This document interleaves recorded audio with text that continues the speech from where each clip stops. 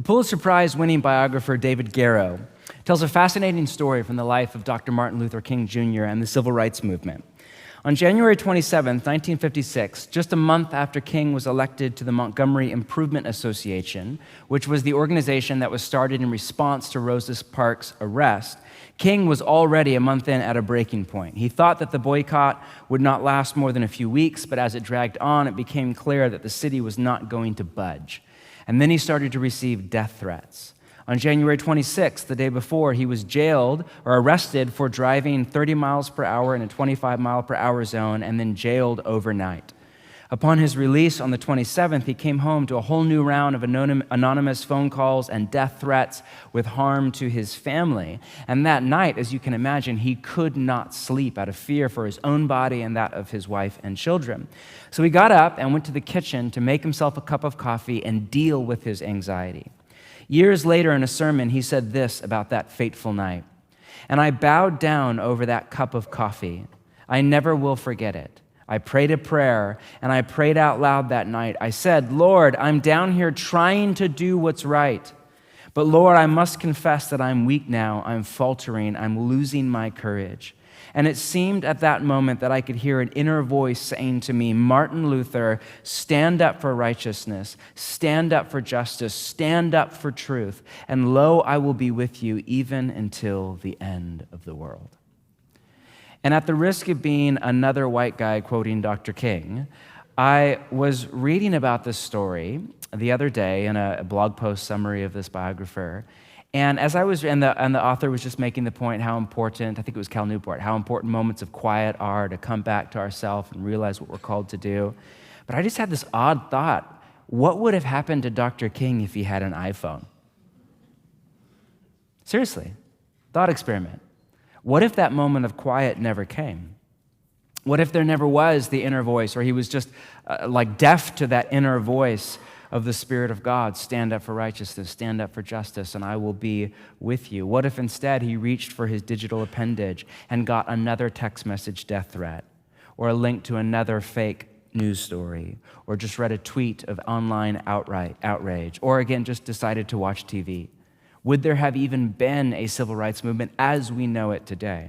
So much has changed over just the last half century with our foray into the digital age. I know this is kind of the young crowd of the day, and I'm dating myself here a little bit, but I'm just old enough to remember this thing from the 90s that we called boredom. Most of you have no idea what I'm talking about. But I remember like this crazy, like mythical era where you'd be standing in line at a coffee shop and you'd just stand in line. That's all you do. You just stand in line.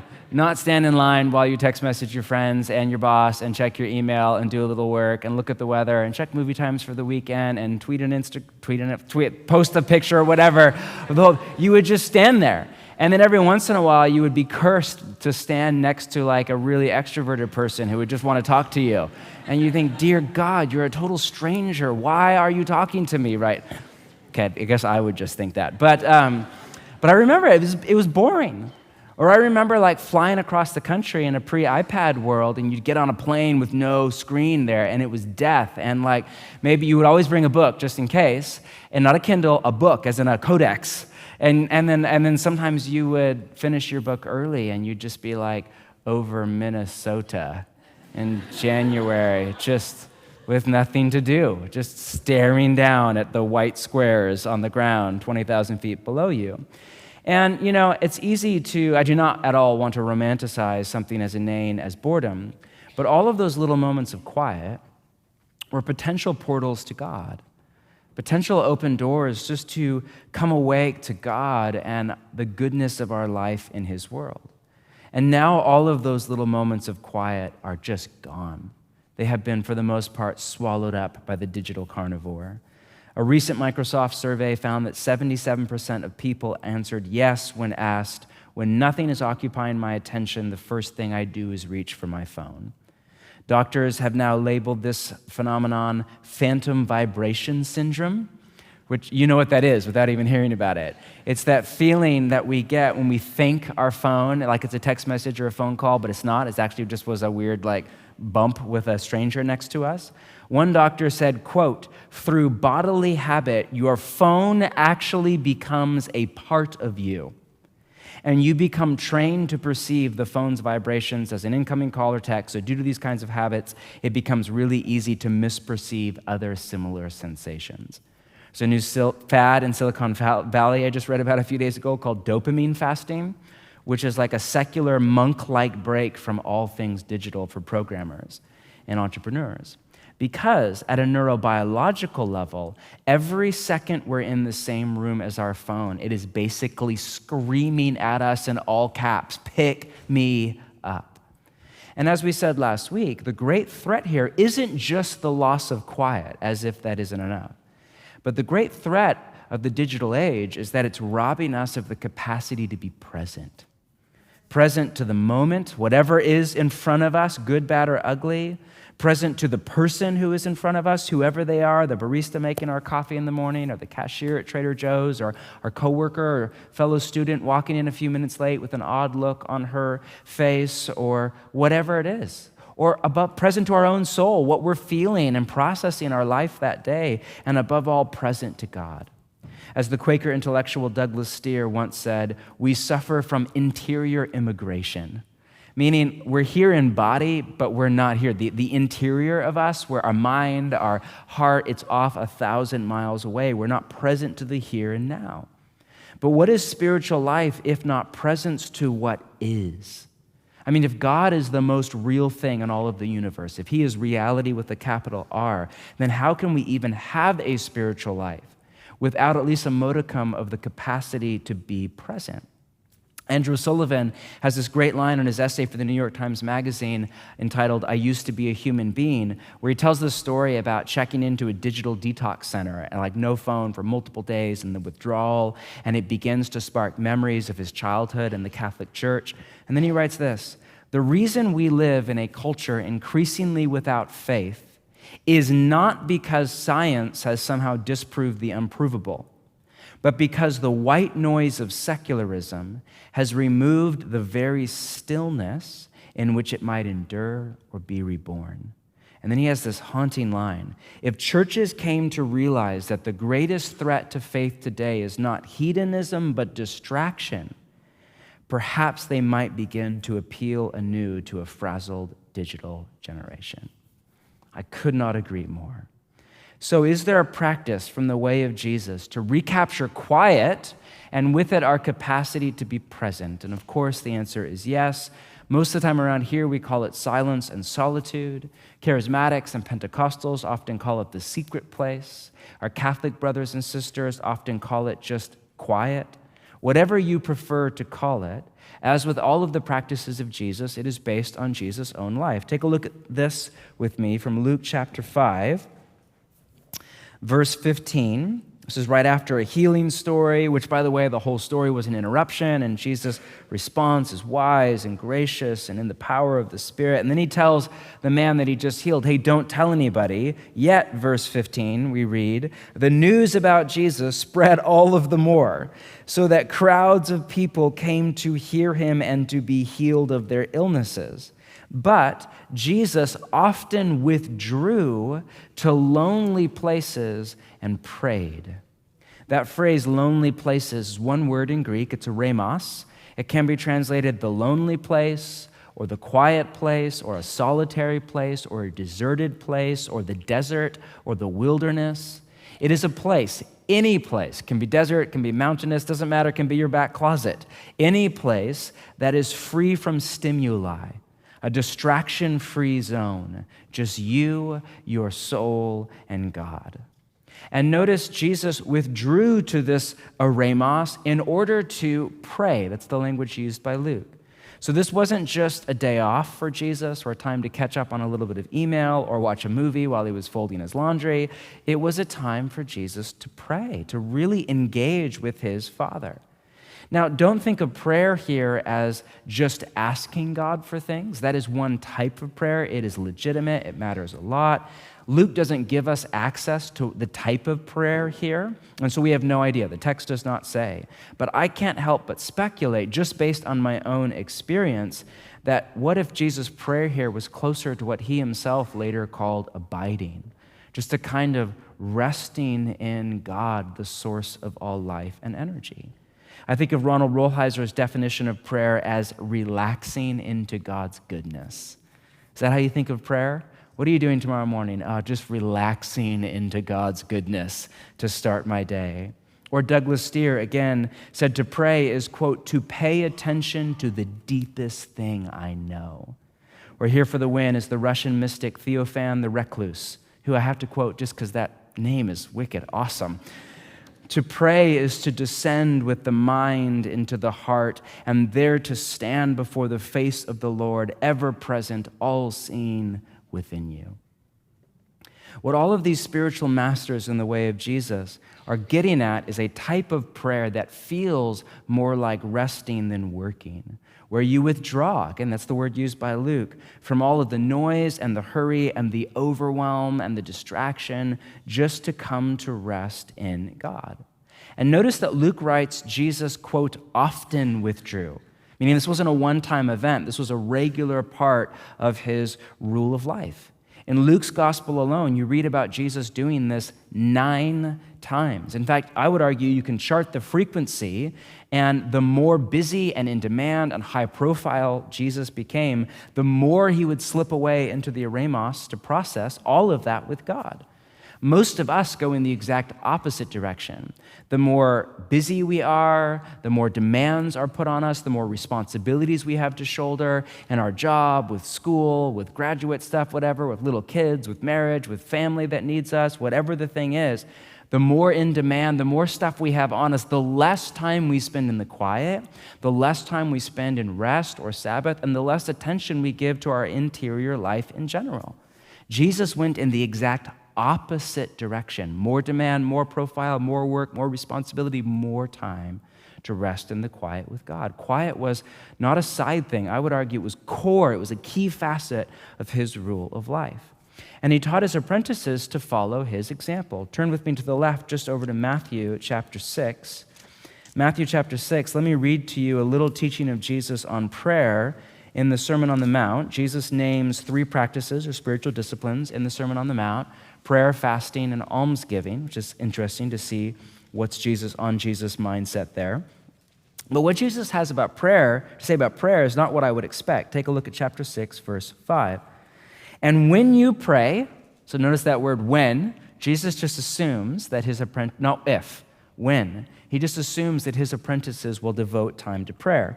When you pray, do not be like the hypocrites, for they love to pray standing in the synagogues and on the street corners to be seen by others. Truly, I tell you, they have received their reward in full. That's interesting. Notice he doesn't critique the content of the Pharisees' prayer. He has nothing to say about what you pray for here. That's a little bit more on that later. First thing he has to say is about when and how and where you pray. That's interesting. Take a look at verse 6. When you pray, go into your room, that's okay, close the door, and pray to your Father who is unseen. Then your Father who sees what is done in secret will reward you. And then Jesus goes on. Another way to translate that phrase, in secret, is your Father who sees what is done in the secret place. I like that translation because the secret place or quiet or silence and solitude, whatever you want to call it, it is a place that is both outside of us and inside of us. Another way to say that is there are 2 dimensions to quiet, external and internal. External is the most straightforward, and basically it's the easy one. You just silence all noise. You turn your phone off. You close your door. You turn off the TV. You tell your roommate to shut the heck up, whatever. You go for a walk in Forest Park. If you have the resources, you get an Airbnb, or you go to a cabin over on the coast, or whatever it is. You just get away from the world of noise and distraction and text messages and sound and music. You just get away from input and stimuli.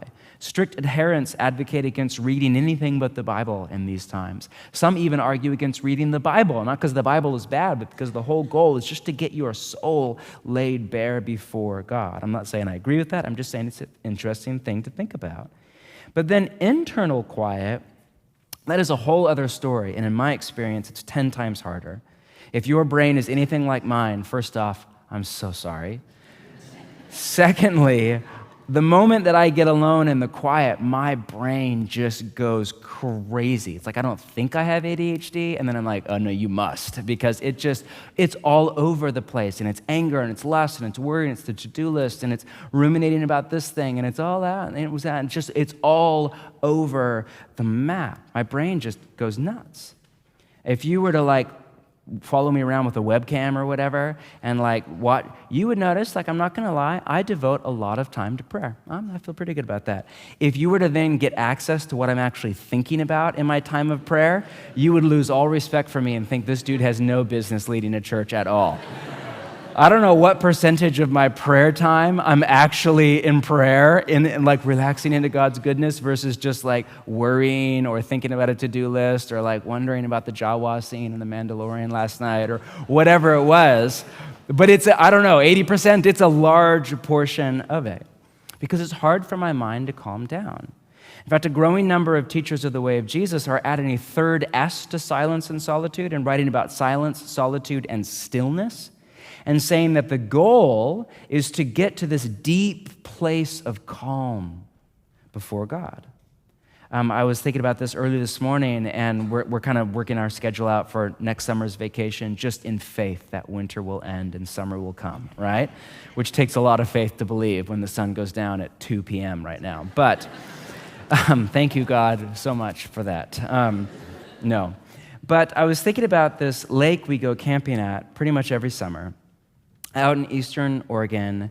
It's beautiful. It's out in the middle of nowhere, and there's no motorboats on the lake or anything. And it's really calm. But then the wind will come up, and it's a lake where we camp right on the water, and the wind will come up and actually creates waves that crash against the shore. And then after the wind dies down, it doesn't just go back to glass. It takes hours to go from that turbulent kind of chaos on the surface to that beautiful image of just glass. Sometimes it takes all night long. It's until you wake up the next morning. It's there it is. And there is nothing like that feeling of sitting on a lake of glass in the quiet. I mean, there's nothing like that in the world. And I think it's a very simple metaphor for what happens to us in our body and our mind at a mental and emotional and even at a spiritual level in the quiet. We come in with all of this turbulent kind of thoughts and emotions, and we're just swirling with agitation and anger and worry and distraction and squirrel, all of that.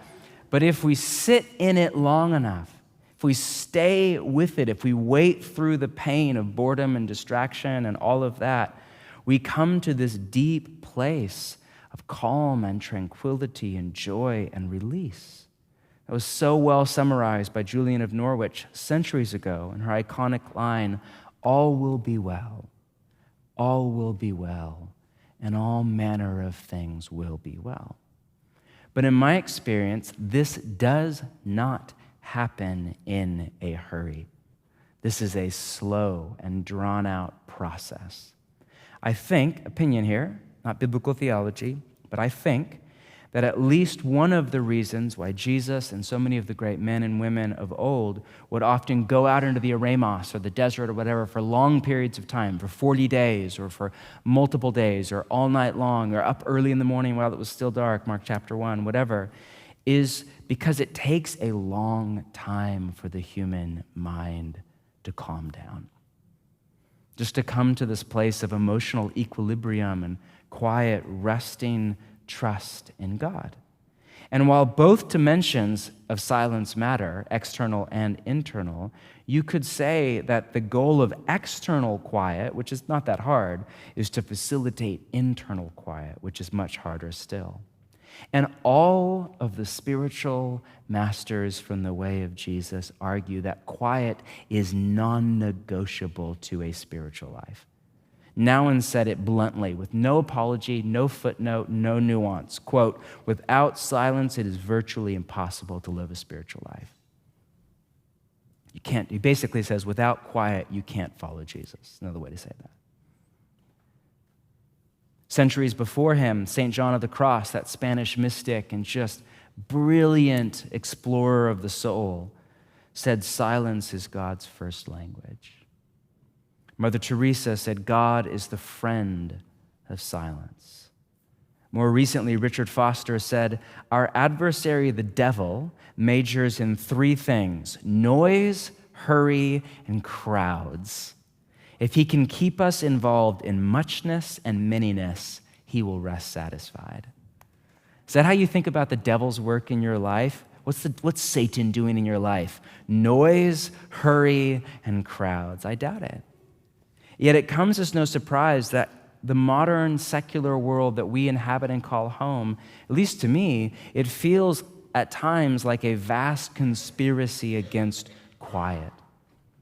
One author I read recently called it a dictatorship of noise. At a socio-political level, people who don't have a regular kind of rhythm of quiet in their rule of life are much easier to manipulate because they are more reactive than active, more busy than wise, less in tune with identity and calling. So it's easier to get them to buy your product or vote for your candidate or retweet your hashtag or consume your media. At a psychological level, as was said so well just a moment ago by Tristan and John, there are so many things in the depth of our soul that we just don't want to face because of the pain, the shame, the anxiety, the guilt, whatever it is. And so we do everything we can to avoid it, and that's never been easier than ever before. Not only do we have Netflix now, we have Disney Plus too. What? Like, it's so easy to never deal with your crap and just always live in distraction. But yet there's this part of us where we want it, but we kind of don't. Ruth Haley Barton, in her beautiful book on silence and solitude, which is really good if you've not read it, she writes about the push-pull phenomenon, where a part of our soul, part of us is pulled toward quiet with God because we know that in the quiet, that's where we most find him.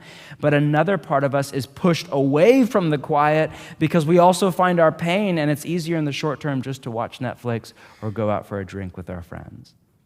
But then at a spiritual level, I also wonder about the enemy's role in all of this. Again, that Foster line, the devil, hurry, noise, and crowds, really? I think of C.S. Lewis's masterpiece, The Screwtape Letters, which is a work of satire. It's, fictional, but a series of letters written from a senior demon to his apprentice demon. And Screwtape, the senior demon, calls the devil's kingdom, which is at war with Jesus' kingdom, a, quote, kingdom of noise. And at one point boasts, quote, we will make the whole universe a noise in the end. I can't help but wonder if there is a strange, bizarre alliance between digital capitalism, politics, the entertainment industry, our own human vulnerability, and even the devil's kingdom itself, all set on keeping us away from the quiet place. Why? Well, because, as best I can tell, at least 5 things happen in the quiet place that are not impossible, but are hard to get anywhere else. This will not take long. Number 1, if you're taking notes, we face down evil and we confront reality. Many of us think of silence and solitude as just like, a little me time, particularly if you're introverted like myself. You're like, great, I'm all about this. This is like a spiritual excuse to be a narcissist and just make my own time, right? I just want to relax, do my own thing, read a little book, do whatever your thing is, enjoy a little pleasant diversion. It's a Christian book, don't worry, but just kind of have my own time. And that's great. I'm all for that. But that is not the silence and solitude of Jesus, who went into the eremos to fight the devil and wild beasts. It's not the silence and solitude of John the Baptist, who went out there to change the course of Israel. Or of St. Anthony, if you're not familiar with him, 4th century, wealthy dude, gave up everything, was wrecked by a sermon, literally sold all of his possessions, moved out into the wilderness, went off for years as a hermit to pray. And later, a biography written about him inspired basically the entire monastic tradition that has lasted now for hundreds and hundreds of years. And I remember reading his biography, which is it's a famous work. Have you read like a really old book? Not like from the 80s, like old. And it's really famous. It's the kind that like really pretentious, smart people quote. And you're like, you sometimes want to read it to feel smarter than you really are. And then you read it and you're like, this is so boring. Or it's so weird. Or War and Peace. Has anybody? Oh my gosh, right? So it was one of those experiences for me at first. I was like, this book is bizarre and it's weird, and he's out in the desert multiple years in, and he's seen the devil, and he's seen all the hordes of demons, and you're like, this dude really needs a good doctor, And that was honestly my first thought, was this guy was not stable. But then I began to wonder, what if actually he was very sophisticated? And what if actually his perception of reality was way more in tune than my own? He had no iPhone, he had no Mandalorian show to watch, he had no people to talk to. He was just out there, his soul laid bare before reality. There's this sense that silence and solitude is a war. If you're out there and it doesn't feel like this quiet, like restful, joyful, it feels like a war, you're not alone. Jude and I, a year and a half ago, were in Ireland, and we took a few days because I wanted to visit Skellig Michael, which is a famous island. It's a World UNESCO Heritage Site that was popularized by Star Wars when they destroyed all things Star Wars. That's a whole other sermon. We can't talk about the pain of the most recent movies. But it's the island where Luke Skywalker dies, or does he? We don't know. We'll find out in just a few weeks. That island, if you can think of it, and like the stone huts, if you've seen that just really tragic movie, the stone huts, those are actually real. They're there. They're over 1,000 years old, and that's a monastery. That was a Celtic monks went out there. Skellig Michael is this bizarre, beautiful, harsh island. It's the westernmost point in Europe. So it's the first rock landmass that the wind crossing the Atlantic hits, and it's just fierce, hence the jagged, sharp alien nature to the island. And monks went out there over 1,000 years ago, and they named it Skellig, which is Gaelic, I think, for island, Michael, after Michael the archangel in the book of Revelation, because he does battle with Satan. And they went out there to pray alone and do battle with Satan and the waters of chaos on behalf of Ireland and all of Europe. The Pope, everyone would write them letters, thank you for fighting on our behalf to keep us safe from the devil. That's not how I think about a day at Mount Angel Abbey to pray and journal and read a little Henry Nouwen. That's not how I think about it. But that was the mindset of a Jesus, of a John the Baptist, of a St. Anthony, of a Skellig Michael, that silence and solitude was not a place we go to feel good, though that may happen, but it was a place we go to fight evil both outside of us and inside of us. Speaking of Henry Nouwen, he writes this: solitude is not a private therapeutic place. Rather, it is the place of conversion, the place where the old self dies and the new self is born, the place where the emergence of the new man and the new woman occurs. He goes on to say, solitude is the furnace of our transformation. What a great line. Without solitude, we remain victims of our society. We're so easy to manipulate and continue to be entangled in the illusion of the false self. Solitude is the place of the great struggle and the great encounter, the struggle against the compulsions of the false self and the encounter with the loving God who offers himself as the substance of the new self. I just think of the story of Elijah in 1 Kings 19. If you know that, he's out in the desert for 40 days, and God says to him when he's on this mountain twice, "What are you doing here, Elijah?" And I don't think it's "What are you doing here?" I think it's a gentle nudge. What are you doing here, Elijah? An invitation to explore what's underneath the surface of his heart, his motivation, his anger, his ambition, his jealousy, his fear. Why are you here? Why are you doing what you're doing? That is a scary question to ask, in particular if you work in church leadership. And this is why there's an invitation from God just to explore what's underneath there. This, I think, is why so many of us go to great lengths to avoid the quiet place, because the truth comes out. And the truth is not always pretty. Whatever is down there comes up to the surface of our mind and our emotions. Whether it is pain, anxiety, disappointment, doubt in God, anger, resentment at the reality of our life, or joy, gratitude, hope, dreams for the future, whatever, or some mixture of all of the above. But we have to sit with it long enough for the full bandwidth of thoughts and emotions to come up and then pass through of us so that they no longer own us. Instead, we are free. Because the reality is this stuff is in us, and it will come out whether we set aside time in the quiet or not. The question is just, will it leak out in unhealthy or even toxic ways that sabotage our soul and our best attempts at love, or will it come out in the safe place of the Father's love? So many people never experience the depth of God's love because they're never actually honest with God or themselves about what a mess they are. We're too scared to face the evil in us, so we justify, we blame shift, we don't take responsibility, we prop ourselves up with feel-good spirituality and self-help Christianity, and ironically, the exact opposite. We then live with more guilt and more shame because we've never actually held who we are with no excuse up to the eyes of God and realize that He's there smiling on us in love.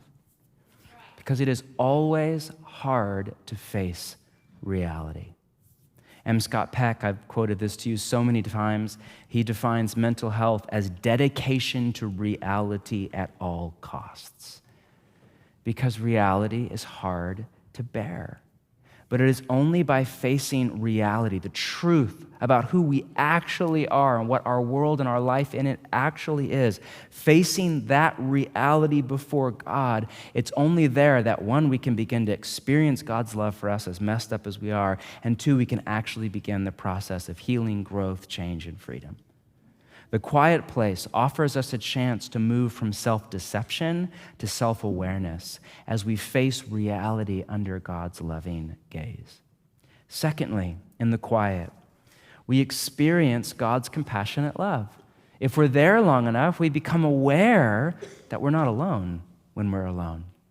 We become aware of the Trinitarian community of agape that is loving us as we are. The hard truth about ourselves and all of the evil that's not only out there but in here is laid bare before the loving eye of God. And we realize there's compassion. He's our Father. There's love. And we experience God's love. Not just read about it or hear a sermon about it or study a theology textbook or watch an explainer video about it. All fantastic stuff. I'm doing one of them right now. But we have to experience the love of God in our spirit. That's what Paul meant when he said his prayer, that you may know the love of Christ that passes knowledge. He, brilliant intellectual as he was writing about experiential knowledge. We have to experience the love of God through the medium of the Spirit as the Trinitarian community comes to us in the depth of our soul. I'm convinced that one of, if not the main reason that so many followers of Jesus do not actually, when they are honest, experience the love of God is because simply of how busy they are, how noisy the world is, how much we're on our phone, the level of distraction, the exhaustion that we think is normal. Jean Vanier, not an introverted monk by any stretch of the imagination, founder of l'Arc, winner of a Nobel Peace Prize, modern-day saint, social activist, started communities all around the world. He said this about quiet: we can live and experience the love of God. How?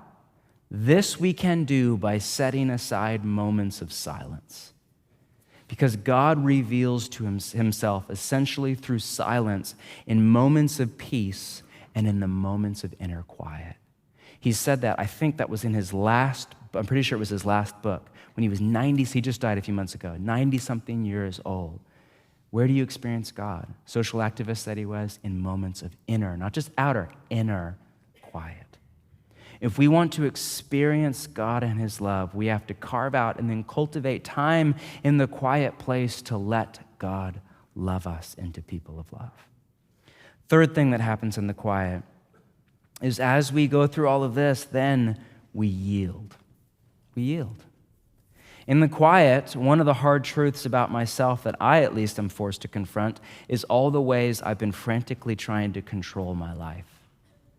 And controlling many of the people in my life to get the life and events that I want and that I think I need to be happy and safe. And whether you're a control freak like me or not, most of us struggle with this at some level, and control is the enemy of trust in God and of spiritual formation into people of love. Controlling people are not loving people. My worst moments are as a parent, or when I'm controlling and I'm parenting out of fear, rather than faith and trust and honor and respect. In the quiet, we release the illusion of control. And that's what it is. 9 times out of 10, it is an illusion. We're not nearly as in charge of our life as we want to believe and self-help wants to tell us for a price. And after we come through this illusion, we come to the place of what Ignatius of Loyola called indifference, or a number of scholars argue a better translation of the Spanish word he used is freedom. I like that, freedom. It's what the French mystics called detachment, where we detach, not in like a Buddhist or Stoic kind of like negate desire. Rather, we reprioritize our desires. We put our desires in their proper place before God. We put God as ultimate, and we realize that when we are full of light, when we're living with Jesus in the kingdom, sure, we still have desires to get this job or make this money or change our relationship status, or for me to have my kids go to a good college and do great in life, all that make me look good and pop up my ego, all those things. We still have those desires, but we no longer need them to come true for us to be happy and at peace. And so we can love, we can be friends, parents, workers, followers of Jesus who live without fear, which means we live without the attempt to control and manipulate people, which means we're calm and we're loving even when people don't do what we want, because we're okay. We're living in the kingdom. This is what we're going for. I think of the story in Luke chapter 22 of Jesus in Gethsemane, in his quiet place where right before the cross, he prays, "Not my will, but yours be done." That's indifference, freedom, detachment, whatever you want to call it. That's the highest level of maturity, where you can have desires. Father, let this cup pass from me. He wasn't Buddhist. He had desires. He was weeping in that moment. But then he was able to set it all on the table before God, release the illusion of control, abandon outcomes to God, and then do what God had called him to do and let come what come. He was okay. This is what it means. This is who we want to become as we follow Jesus. So much of prayer and quiet and spirituality itself is wrestling with God and our own soul and our emotions to get to that place where we can actually follow Jesus' example and let go of outcomes. What David Benner calls surrender to love. That's his language for Jesus' language of take up your cross, deny yourself, and follow me, which I've always read, take up your cross, deny yourself, as this like grin and bear it, like just die for Jesus or whatever. And there's truth in that. But then it hit me like earlier today. I'm like, I've never died, so I don't know what that's like exactly. I'm guessing it's not a lot of hard work. I'm guessing it just happens to you. However, I don't know. I'm not an expert on the subject yet. I will be, and by then it'll be too late for me to tell you about it. Or if I do, it'll be a best-selling book. I'll get rich and have fun with that. It's different. It's not something we do. It's something we don't do. We yield. We let go. We surrender to love. And if and when we come to that inner, more than just emotional, volitional place where we really turn our will over to God, or maybe a better way to say it is we align our will with that of God, and we say, okay, God, I'm still in control of my body to some extent, but I will do what you have for me to do. When we release, we are set free into this new space of calm and tranquility and joy and gratitude and a deep sense of well-being no matter what comes or doesn't come. We yield and we're set free. Fourth, we hear the gentle whisper. That's a quote from 1 Kings 19 where, Elijah hears God's voice as a gentle whisper, or other translations have as a still small voice. Followers of Jesus have been using that language for thousands of years just because it rings so true to so many of our experience that when we hear the voice of God in our mind and in our life, it doesn't sound like a deafening shout. It doesn't sound like a fundamentalist preacher with a bullhorn. It sounds like a gentle whisper of love. I think, why? I honestly don't know. I think, again, speculation here, why we're doing that. I think it's because one of the main things God is trying to do is to pasture us, to lead us, in Psalm 23's language, to quiet waters and still pastures, to lead us away from the noise and the hurry and the distraction to the quiet, to rest, to trust, to freedom, to give the waters of the lake time to settle in our mind. Hence Ignatius of Loyola's line, quote, always try to keep your soul in peace and quiet. That is some good advice. In a world that says always try to keep your game up and keep your hustle going and make it, always try to keep your soul in peace and quiet. Because that is where we hear God's voice, where we get his vantage point on reality, and often where we get a sense of assignment. Elijah came out of the desert with an assignment from God. Go anoint Hazael, king of Aram, Jehu, king of Israel, Elisha to succeed you as prophet.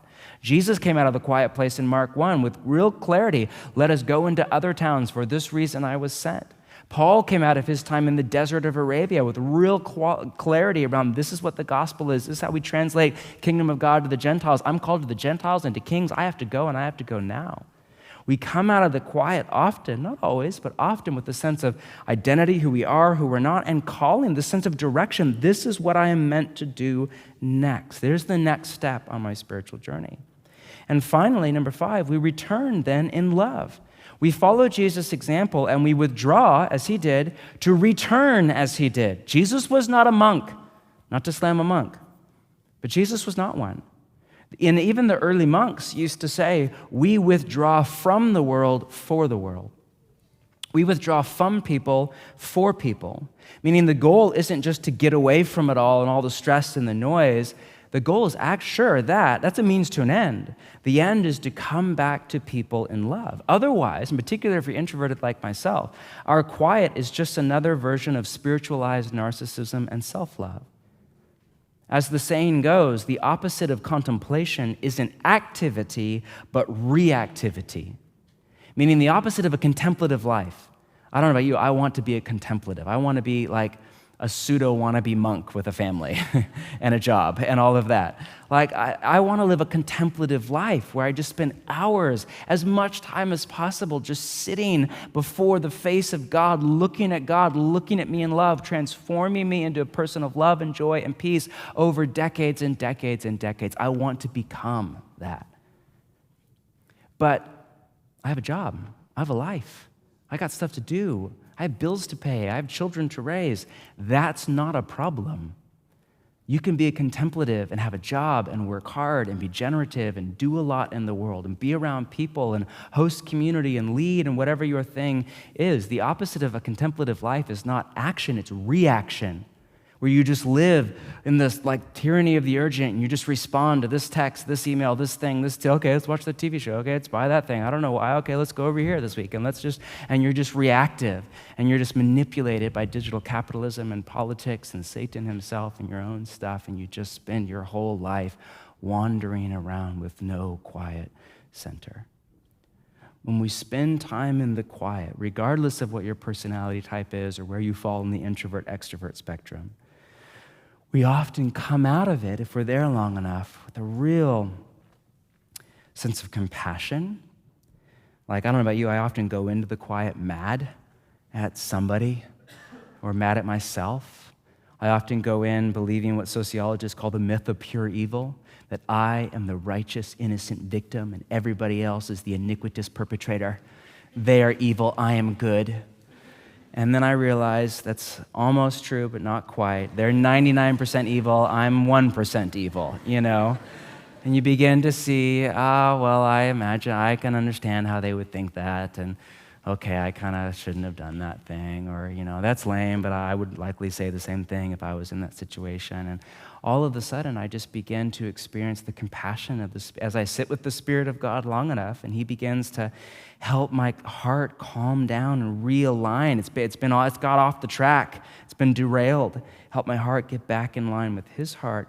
I began to sense His compassion for other people that I'm at odds with well up in my heart. And then often I come out not just with compassion, but with clarity.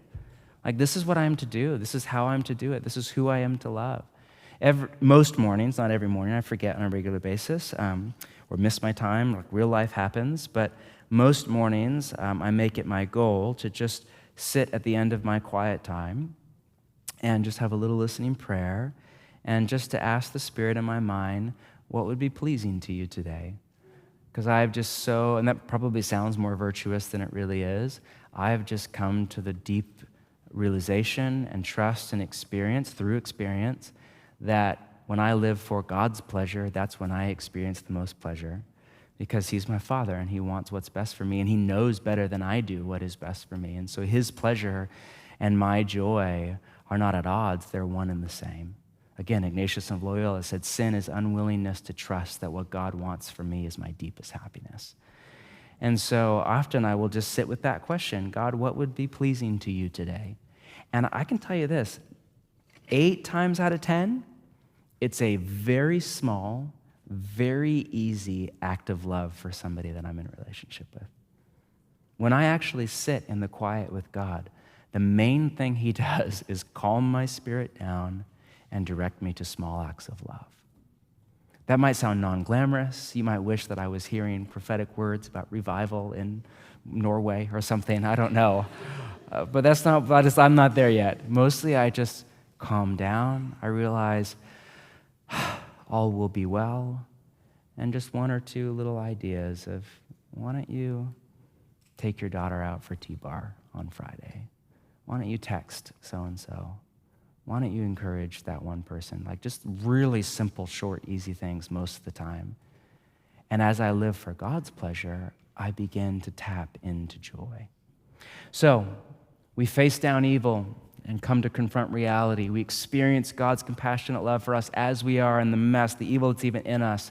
We yield, we let go of outcomes, we surrender to love, we're set free from the need for our life to go a certain way to be happy. We hear that gentle whisper of God, that sense of direction and love, and we return with a new compassion and clarity in how we are to love others. You see why all the spiritual masters argue that quiet is, as Nouwen said, indispensable. But to live a life of quiet in a world of noise, in a world with a phone, with Wi-Fi, in a city, in an urban environment, with friends, with a job, with responsibilities, with all of that, with email access, all of this stuff, to live a life of quiet is a kind of rebellion and resistance against that dictatorship of noise. Thomas Merton called silence a protest and reparation against the sin of noise. He granted that noise was not actually a sin, but then he said the turmoil and confusion and constant noise of modern society, and this is brilliant, are the expression of the ambience of its greatest sins, its godlessness and its despair. Think about our city. As wonderful as our city is, as great as the ice cream and the donuts are and all of the stuff, if you press down past that veneer that only applies to whatever percentage of people that have enough money to do the things, you realize that our city is full of godlessness and it is full of despair. He goes on to write, a world of propaganda, of endless argument, vituperation, criticism, or simply of chatter is a world without anything to live for. And then he said this, those who love God, which I know you guys, most of you love God, should attempt to preserve or create an atmosphere in which he can be found. That's the end goal of a rule of life. That's what we're trying to do this fall. Christians, and here's his advice, Christians should have quiet homes. Do you agree with that? Disagree with that? Christians should have quiet homes. Throw out television if necessary. He's writing before the digital age. Provide people with places where they can go and be quiet. Relax minds and hearts in the presence of God. For many, it would mean great renunciation and discipline to give up these sources of noise, but they know that is what they need. I'm sitting in my house this afternoon, and I'm so grateful to have a home and a roof over my head.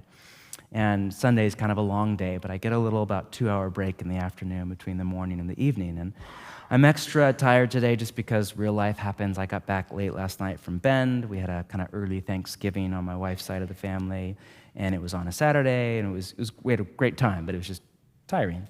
And got home, I'm tired, and then woke up and had today.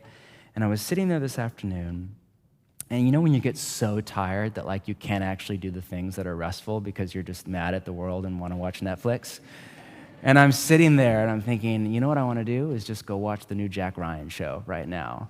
And I'm like, that's probably not what Jesus would do to prepare to preach. I'm guessing that's probably not how he would gear up his spirit, to like bring the message of quiet to Bridgetown Church.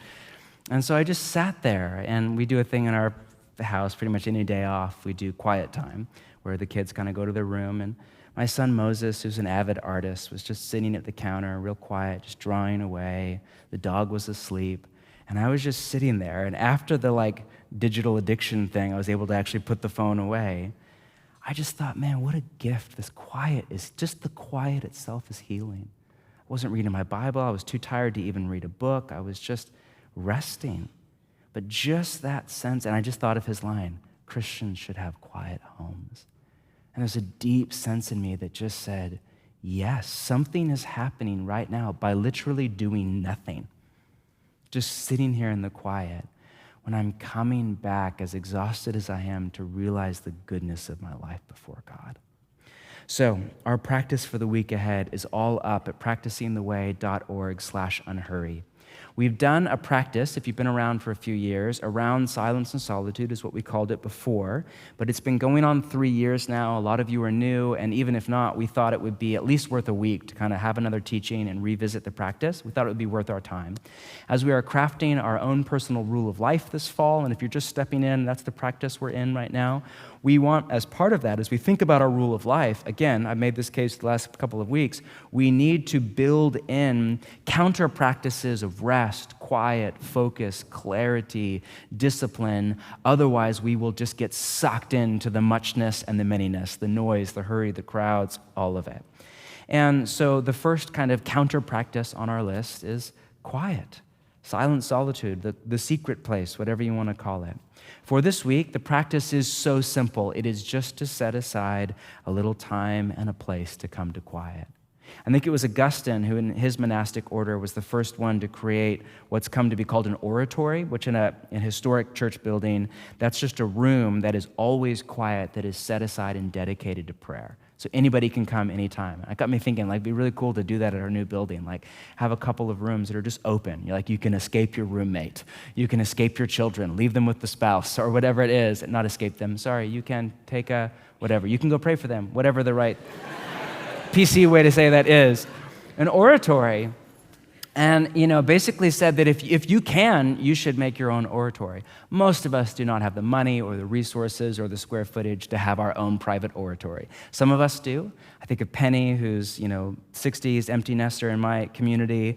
They have not a large home, small home, but all their kids are gone, and so they have a second or third bedroom, and she doesn't call it the oratory, but she turned it into her prayer room. I stayed there once while they were away, and don't tell her, because I don't know if I was even allowed in the room, but I just sat there. She's uber godly, and I just soaked up the anointing, in the 65-year-old woman's prayer space. I was like, God, make me like Penny. But there's something to that, and most of us don't have the resources to create an actual oratory in our home or apartment, but we can create a kind of oratory in our rule of life, a time, an early morning hour, a rhythm in our weekend, or our Saturday afternoon, or our Sunday morning, or whatever it is. We're just some kind of a time and a place, a walk in Forest Park, which doesn't cost a penny, whatever it is, where we just set aside time that is dedicated to resting God. Another thing we could play around this week, if you want, is just look to recapture some of those little moments of boredom. Maybe when you get in your car to drive home from work, don't reach for NPR, wait 10 or 15 minutes, or just process your day with God. Maybe if you go out for a run, don't listen to a podcast one day, just run and just be present and just be there. Maybe when you get up in the morning and you're waiting for your coffee, don't check the news, just sit and come awake and practice gratitude with God, whatever it is. Just embrace a little boredom, a little quiet, look for some times, and just see what it does to your soul. And then to end, and I am done, which means 5 more minutes. No, I'm kidding, 2 more minutes. I hesitate to say this next part yet, because I don't think I embody this yet anywhere close to the degree where I can say this is how you do it. But the long-term goal of this practice is not just to have quiet in our rule of life. It's to become the kind of people who are quiet. I don't know how to say that, even when we talk, who have this inner sense of calm and tranquility. To get the quiet so deep into our muscle memory and our neural pathways that we carry it around in our nervous system, in our body, in our person. I read a book this week from an African, Cardinal Robert Serra from Guinea, West Africa, and he's this beautiful book on quiet. It's called The Power of Quiet. And he writes this: at the heart of man, there is an innate silence. For God abides in the innermost part of every person. God is silence. And this divine silence dwells in man. God carries us, and we live with him at every moment by keeping silence. Nothing will make us discover God better than his silence inscribed in the center of our being. If we do not cultivate this silence, how can we find God? Thomas Kelly called this same deep center of the soul the unhurried center of peace and power. What all of these writers are saying is and again, this is hard for me to put language around. I have had this experience. It's just hard for me to articulate it. There is this deep part in us, below the surface of our mind and our spirit, that is calm, that is quiet, that is still. And there's this phenomenon with God where we get to this place of quiet where our quiet touches God's quiet. Our spirit touches God's spirit. Our desire touches God's desire. Our will, deep below the surface of our emotions, our worry, our anger, our distraction, our lust, our noise, our to-do list, deep below the boss who's mad at us, the neighbor or relative or mom or brother or sister we're at crossways with, deep below all of that, there is this place where our spirit touches the Spirit of God, and it's like the bedrock underneath a mountain. And the weather comes and goes, but down there is something solid and stable, and I don't even know how to put language around it, but the more we get in touch with that part of us that maybe is the God who is silent inside of us. He's still creator, we're still creature, not a blurring of categories, but Jesus said it plain and simple in the Gospel of John. The Father is in him, and we are in Jesus, and all of us are one. Deep in us, where our spirit touches the Spirit of God, the more we can live, not just visit that place, but live from that place and carry that place closer to the top of our awareness all week long, the more we can live, as Julian said, all will be well, and all manner of things will be well. Thanks for listening to the Bridgetown Church podcast. As many of you know, we're nearing the end of a year-long capital campaign to raise money for and buy this beautiful historic church building right on the inner east side of the urban core of Portland, Oregon. We can't wait. We're in the remodel project right now. Hope to move in March of 2020, but right now we're just raising money as a church to pay for this beautiful space. If you're a podcast listener or follower from another church, another city, and anything at all moves in your heart and you would like to give back and contribute toward our church and this project over and above whatever you give to your local church, which we're all for. If you have any questions or thoughts, just visit bridgetown.church/give or shoot us an email for more information. Grace and peace.